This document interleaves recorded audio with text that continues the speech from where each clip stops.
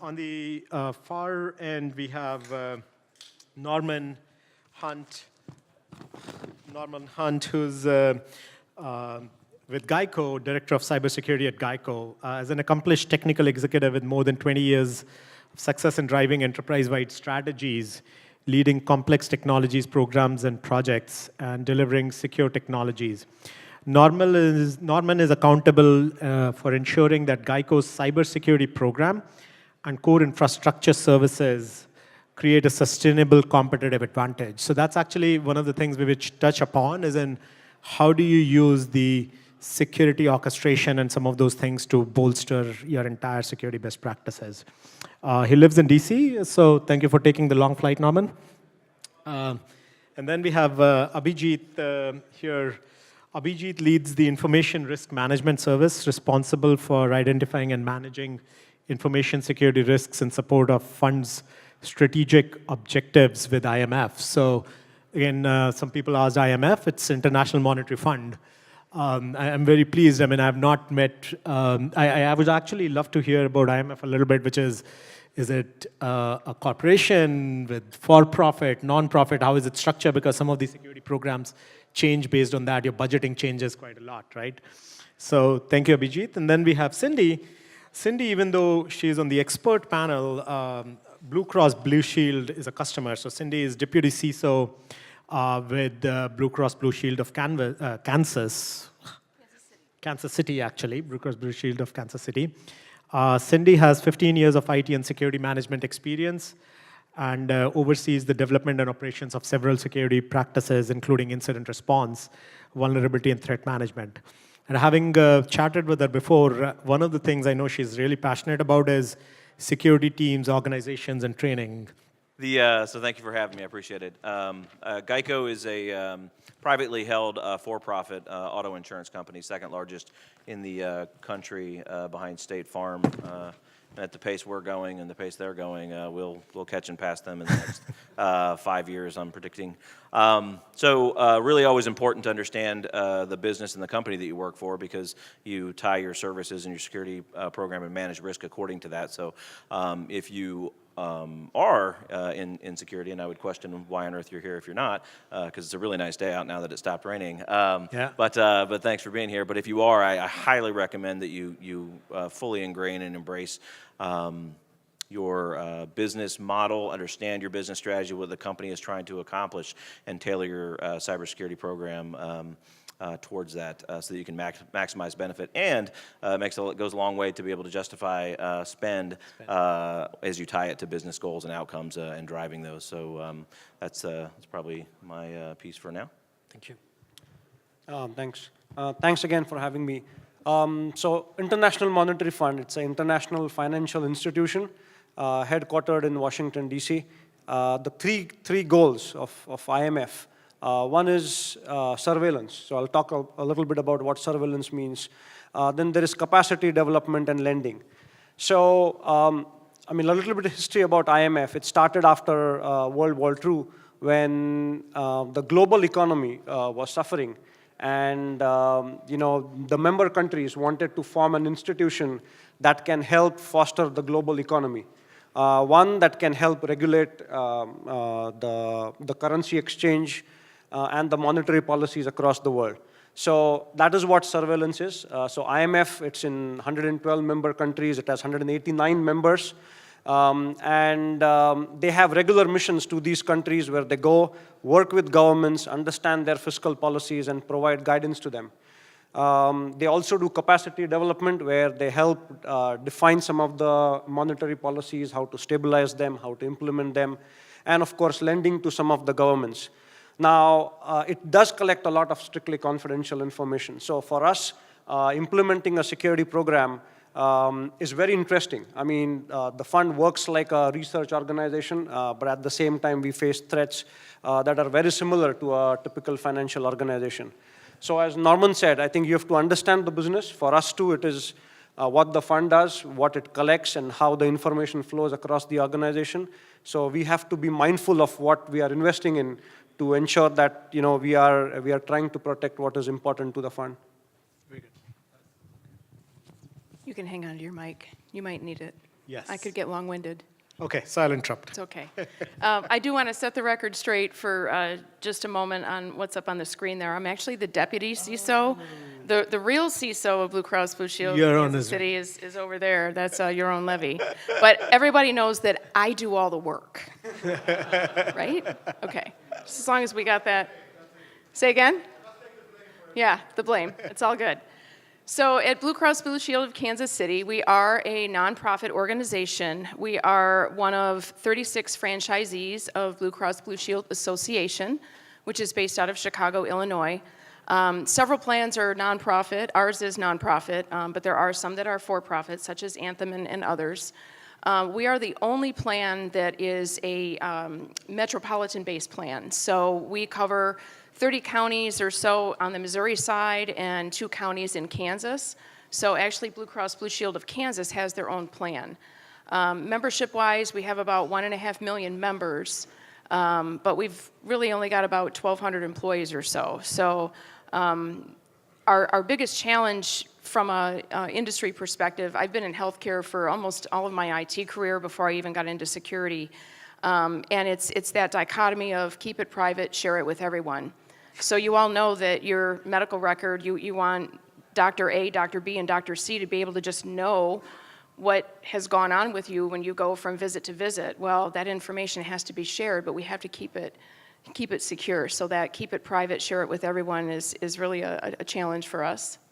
I would love to hear security SOC challenges, both from Abhijit and Norman, on like the impact of an incident, right? So what security challenges do you face in security monitoring, and or the impact? Because this is one of the themes that we hear from our customers and prospects, like how much they invest in the incident response program is a function of the impact of an incident. And I can see all 3 organizations, some really big impact. Either it could be regulations or state secrets, right? I mean, I think this is internationally dealing, so. Who do you want to go first? Go You want first. me to go first? Okay. So if I understand the question correctly, the impact of orchestration to our incident No, I'm response saying practice? impact of an incident. Oh, the impact of the incident, okay. So, I mean, just similar to several other companies, our team is never going to be able to scale. So that's going to be one of the challenges. We could have, 5,000 incident responders or folks on the CSIRT practice, and we're never going to be able to scale everything that's hitting us. So one of the things that Demisto has been able to help us see through is how can we help our analysts be smarter and help enable them. That's what Rich said this morning on his keynote. We have to enable them in order to be able to act upon the things that are coming into our SOC and have some of the other things more automated. Automated response, the self-defending infrastructure aspect of it, so that our analysts can put their hands and their eyes and their brains on the things that they really need to draw attention to. Right. That's one of the biggest challenges, but also one of the biggest benefits for us. Fantastic. Thank you. That was useful. What do you think of it? The impact.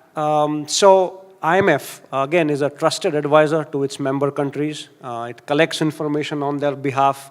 They do all the processing. So if there is an incident where the sensitive information gets compromised, then we lose the brand, right? I mean, as a trusted advisor, it's going to impact the fund a lot.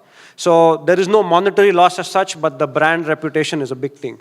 Now, talking about some of the challenges, I mean, I would like to start at the top. I mean, first is, I think, overall governance.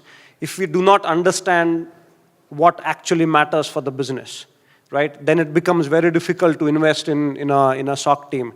So understanding your crown jewels, what does your organization do? What does it care about the most? And then helping that prioritize. So that is very important, knowing your crown jewels.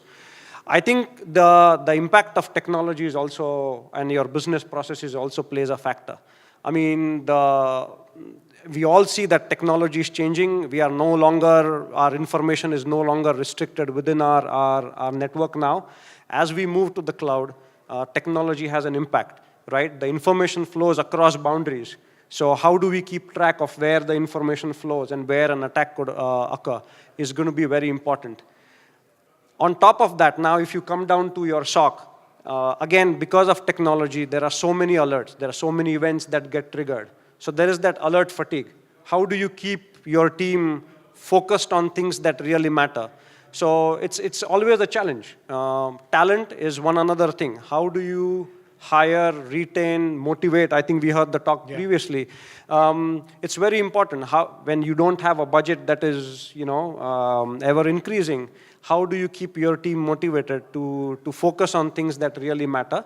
So I think all these things have a factor in the way you manage your team, not just information security as a whole, but your SOC.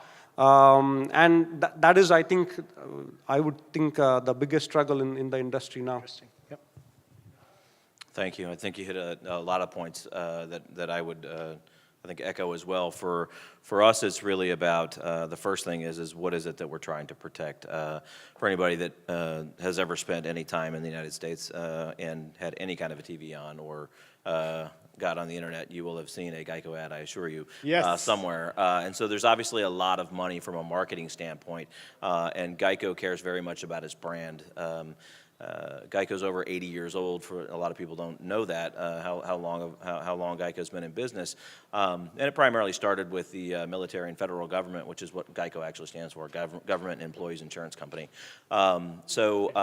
It's a but in the 70s they actually switched, and so everybody can get insurance with GEICO. And if you don't have insurance, I highly suggest you you go on to geico.com and get a quote. Shameless marketing on my part, but what's really important is obviously brand and customer trust. We do a lot of transactions online, and we push more and more that way because it just costs less money to do something for somebody to self-serve, and oftentimes they can get exactly what they need too quickly. Because oddly enough, it's strange, a lot of people don't like spending a lot of time dealing with auto insurance. They don't want to spend hours on a website or on the phone, talking to somebody about it. So. It's really important brand, and that people know they come to a place that keeps their data, their information, and their payment information, secure that way.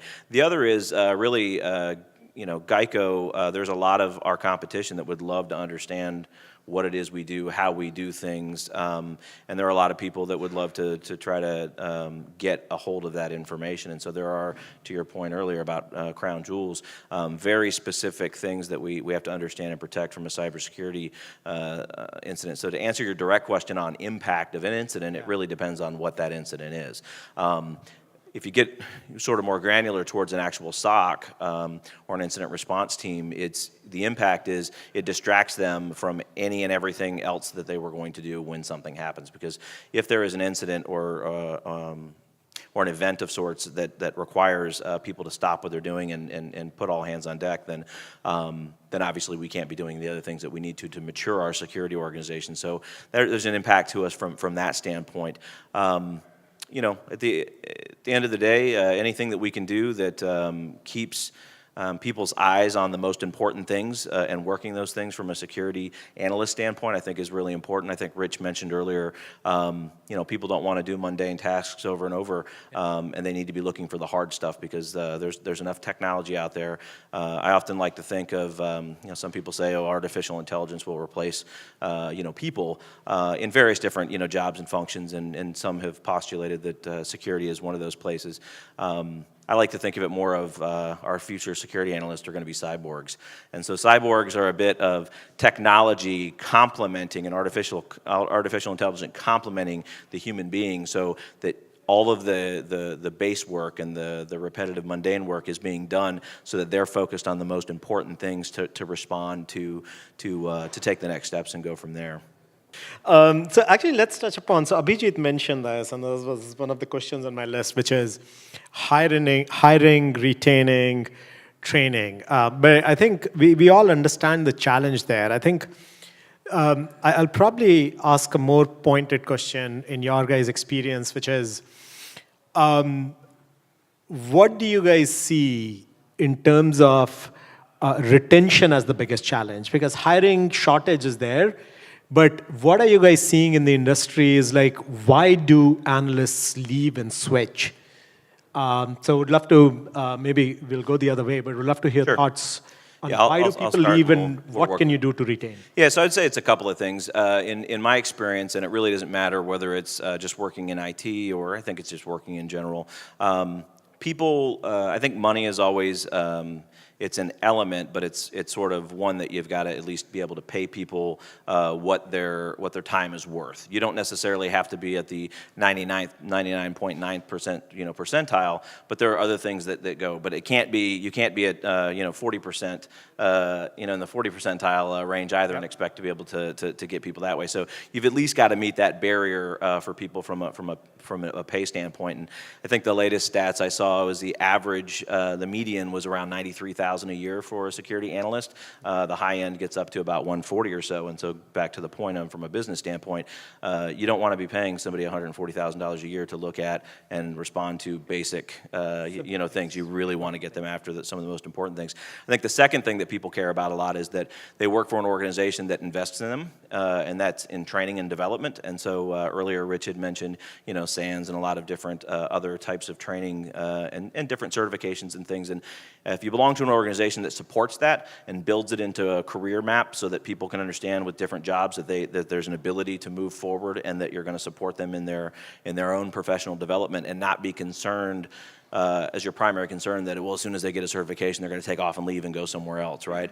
I think there's an element, and some people may do that, but I think they'll jump around so often people will see what their deal is, and they'll find it harder to get jobs over time. But people that realize you want to invest in them, I think is a great way to retain people. And then really it's challenging work, right? I think people want to be developed. I think they want to work amongst people. Ironically, in traditional infrastructure areas, which I have a lot of background in, people enjoyed being the top person, I know everything there is to know, and that's when you realize what you're dealing with there as far as a person goes. But in security, people want to work around other people that know more than they do, because they want to learn and they want to develop. And so having mentoring and peering and having time for people to pair up and buddy up and learn and do some of those things, I think is really important from a retention standpoint.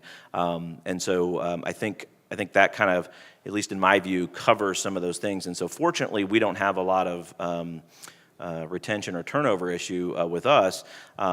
We've got enough people, but it's always about raising them from I work with tools, or I specialize in expert tools, and really connecting them into what is it about the business that we're trying to extract value out of the tool, and make sure that we do that. And so our strategy really is less about being experts at tools, rather than meaning maintaining platforms, right? So I'd rather pay someone else to take care of that. I'd rather get it as a cloud hosted solution where I can, so that my folks can concentrate on extracting the value out of it and connecting things from an orchestration standpoint, from an automation standpoint.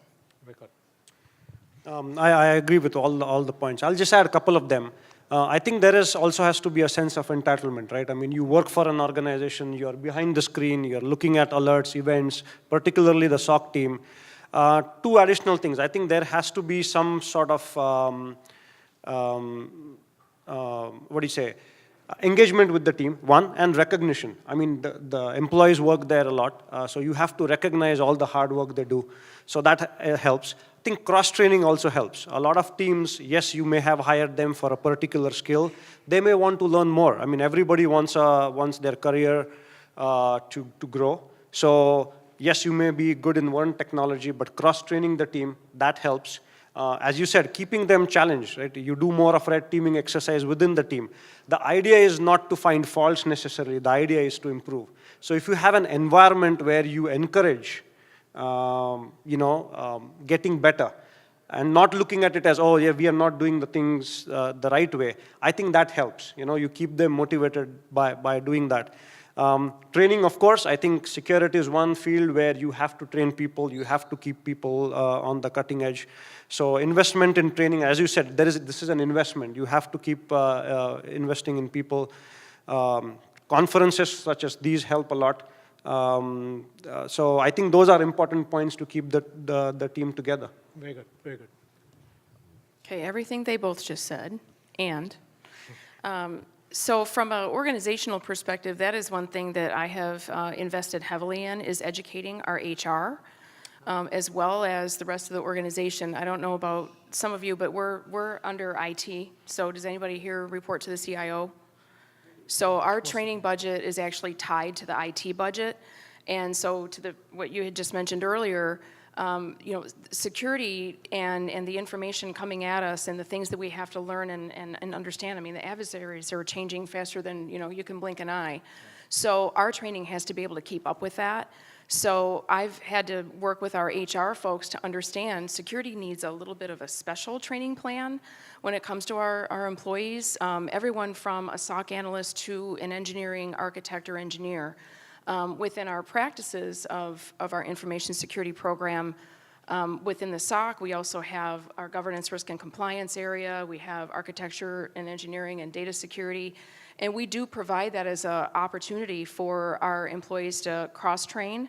So maybe someone starts out as a SOC analyst, but they love policy, and oh, God bless their hearts. They soak up those regulations, they soak up all of that good stuff, and they want to really go and go deep. They want to learn GDPR, and oh man, so we're going to enable that. And to your point, you mentioned, recognition. You have to really understand what motivates people. And I have a book that I can't remember the title of it. I wish I did. But it actually talks about how to understand what motivates people, because not everyone is motivated by the dollar. Now, most people are, but some people just want the recognition. Some people are, they're just sponges and they want to keep learning, so keep it interesting.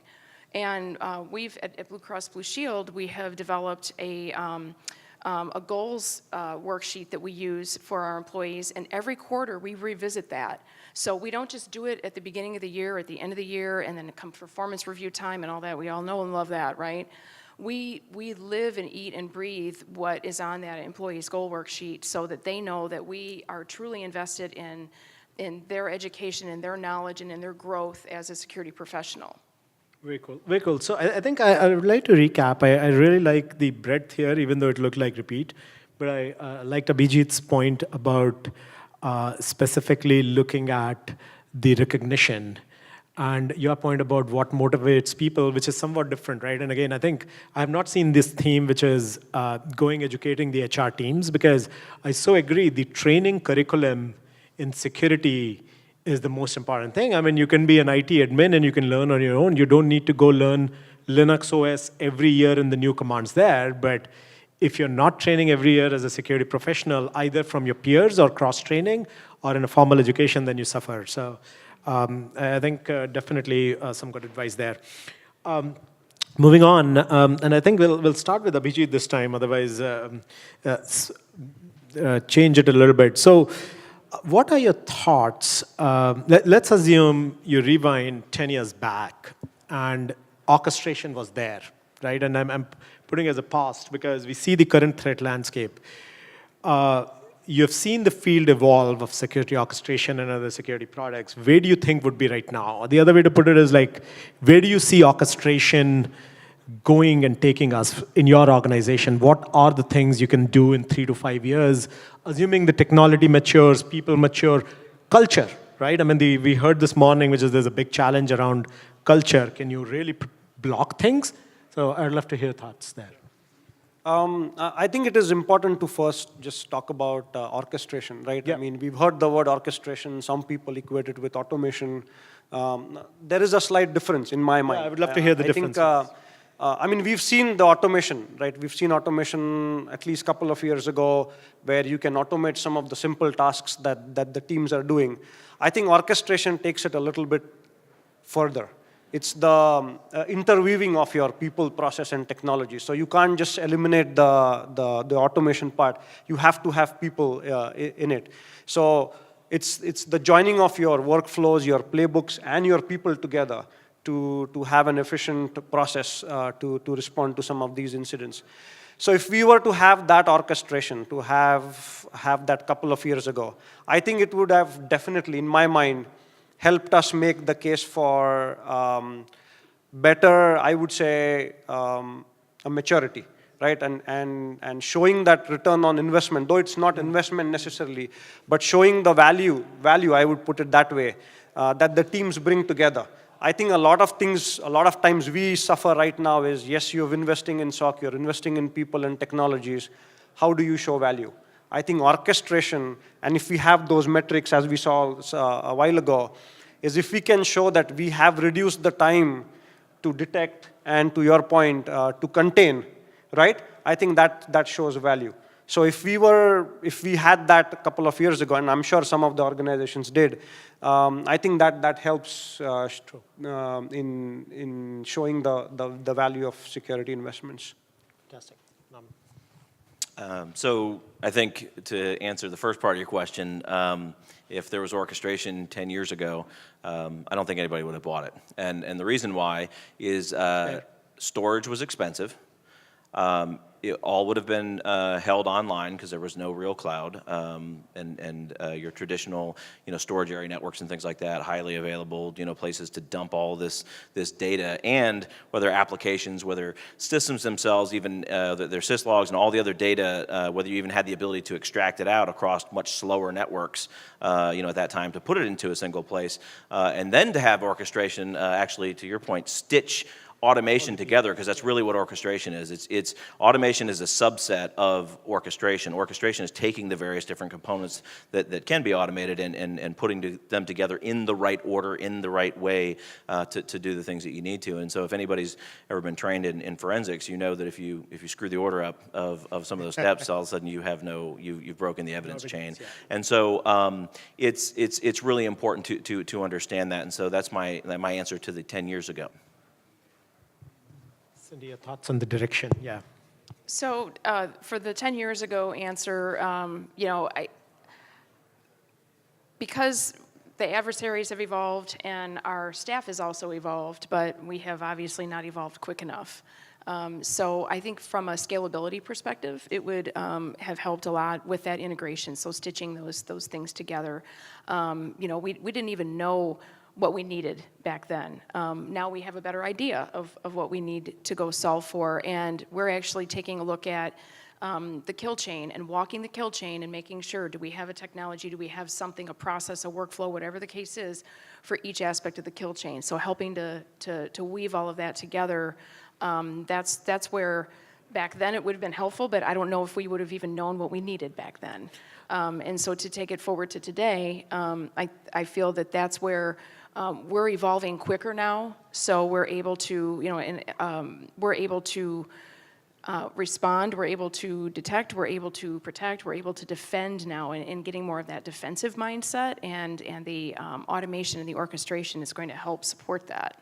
That's actually, I think, 10 years ago was a rhetorical question, and kind of seeded from the fact that when we look at the space as Demisto, when we started 2 years ago, the reason why the timing was right is things had APIs, storage was cheap, you could really do things at a scale in a more efficient manner. So absolutely right, Norman. That was a very, very good point. I think the second point which I would like to highlight in this discussion was this whole mindset of coding. And we see some of our successful deployment, and it's not really the need to do coding, but it's a workflow. Can you define your security best practices in a workflow? And if you can define them in a workflow, then you'll be able to much more successfully use orchestration.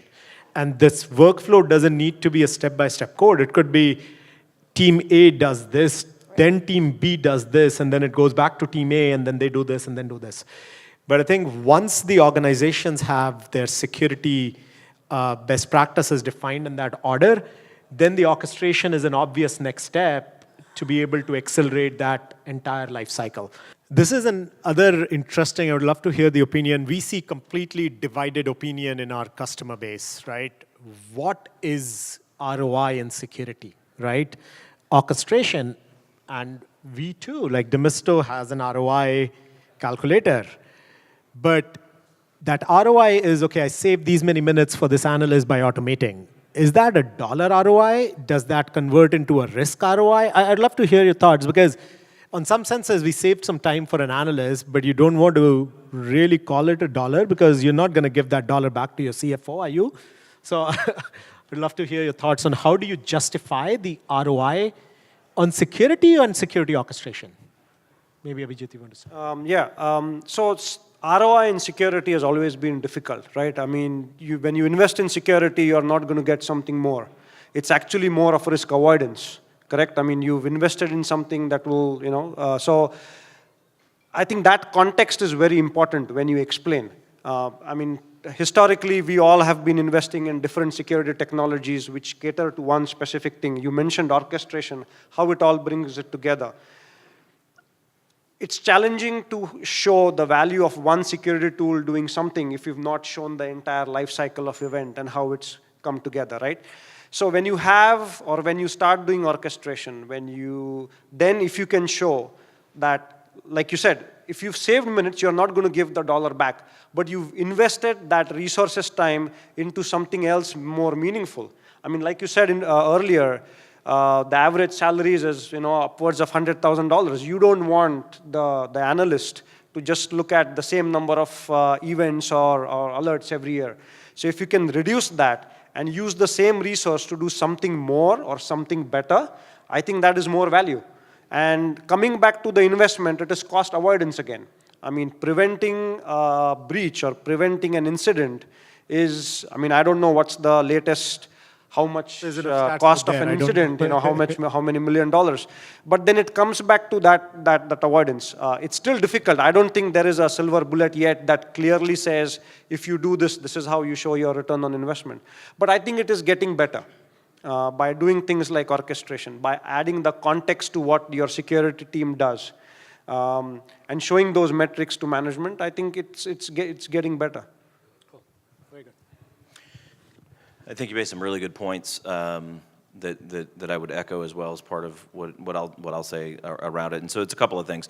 I think there's a risk component that you can do, right, when you introduce say a new technology, what that is doing. I think there's a danger, which is your point in trying to cost justify or indicate what one single tool is going to do, because anybody that works in security understands it's not about a tool, for a specific thing. It's a collection of defenses that work together, and ideally where they're orchestrated and they're talking to, there's interoperability between those. Then there's more value to it. And so while I think like a lot of companies, GEICO for a period of time was just grabbing solutions to solve problems, and it felt a bit like you got a dam and you poke your finger in there, and then you poke your finger, and then you run out of fingers and toes, and the next thing you know you're like And when you step back and you actually create a longer term strategy of what you're trying to do and what all the different areas and the level of performance that you want, and you can create your own scale. We did that at one point, and then NIST came out with their own really easy way to do that same thing, if you know anything about the cybersecurity framework from NIST. But you can establish the level of maturity that you need for your particular organization, right? And so if you've got a lot of money and you're going to be attacked by people trying to get after that, or data, or if you've got particular information that somebody might be able to do something with, you've got to understand what that is, and that will guide the various levels of maturity that you want to. So essentially, if you have a scale of 1 to 5, you don't need to be 5s across every single sort of domain, because in some areas it's just not a wise investment. And so where you can show that you're making wise decisions, where you can show that if I bring in this one solution, I can eliminate 2 others, as a way to do it, you start to gain some cost efficiencies that way, and it makes it really easy. And frankly, people that think in business terms, which ultimately are the business managers, right? They get that, and they understand that, and they understand that you're being a good steward of their money, and not just saying I need more because if you don't, bad things are going to happen. It's not, you can't justify via gloom and doom, because that just doesn't work, right? You got to tie it to business. You got to tie it to whatever you're going to do. And so in some cases, it's literally, if we have a solution X, while I won't get the time back that I now eliminate people, but here are all the other areas in our strategy, which we've all agreed, right? We did a presentation, we talked about what our strategy is, everybody sat here and said, yes, we want to do that. We can now invest those cycles in those areas where we either have no coverage or not enough coverage to do those things. And so whether you pick like vulnerability management, and if you want to reduce the time it takes to patch systems, and have sort of herd immunity as a common term of making sure that you're at least at 98%, across your different systems. Today, maybe your time to do that is 45 days. What if you get it to 30 now? What if you can get it to 15 days?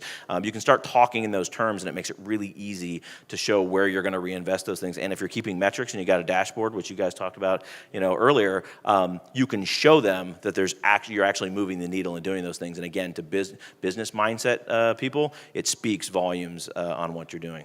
Awesome, very good. Cindy, ROI thoughts?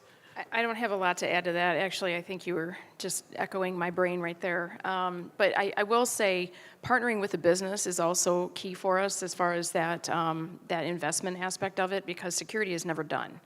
We're going to keep asking the organization to invest in us because, again, of all the changes that happen day to day, adversaries coming at us from different angles and everything else. Technologies will evolve and they will expire, if you will. So we have to make sure that we keep up with that.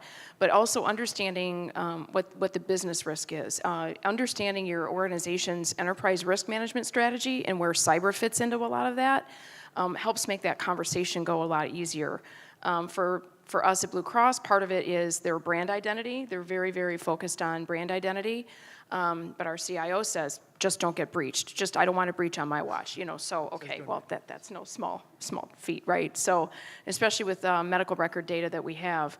So, we balance that and we look at, what does the organization view that enterprise risk with as far as security goes? And, we get a seat at the table.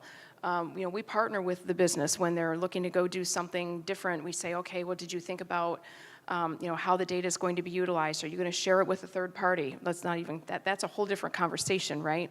But that helps them understand why we need to go and make these investments in security, so. Very good. Guys, that was fantastic on the ROI. So we're going to start moving to audience questions. We're going to pick up some of the questions that were there this morning. Again, to ask questions, you can go to slido.com with the hashtag Symph, and if you want to point a question to one of the panelists, you can actually put the name in. So here's one question, which is, what do you see the ideal state of security operations is for a firm needing to actively detect and manage third-party risk? So I think probably reworded, which is security operations responsibilities for a third-party risk management perspective, right? So maybe, Cindy, you want to start, and then we'll hear. So third-party risk management is a lot of what our team deals with. We do, as I mentioned earlier, keep it private, share it with everyone. So we have to be very diligent about our risk assessments and ensuring that all of our vendors that we are sharing information with are following those same best practices that we've established at Blue Cross Blue Shield, because we can do everything inside the four walls of our building or even with our cloud strategy and trying to keep things secure, but it goes out the door to the vendor and then all bets are off. So that's the key piece of it for us, is ensuring that we have those vendor assessments there, that we are upholding them to the same standard that we've established at our company. Yeah, actually, I think it's very interesting, this question, because we actually have one of our customers in medical as well, who's actually automating vendor risk with some of these steps. Not really automation in the traditional tool sense, but still certain steps, sending the right forms, making sure it's all audited.